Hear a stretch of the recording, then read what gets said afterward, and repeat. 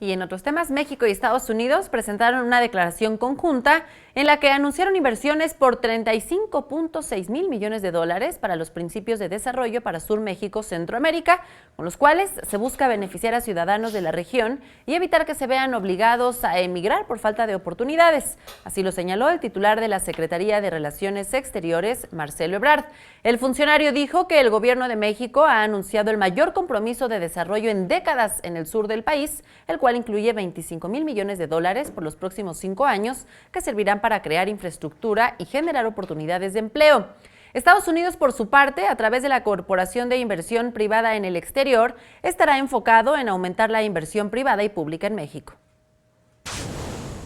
Estados Unidos se compromete a otorgar un total de 5.8 mil millones de dólares para reformas institucionales y desarrollo económico en el Triángulo del Norte por medio de fuentes privadas y públicas.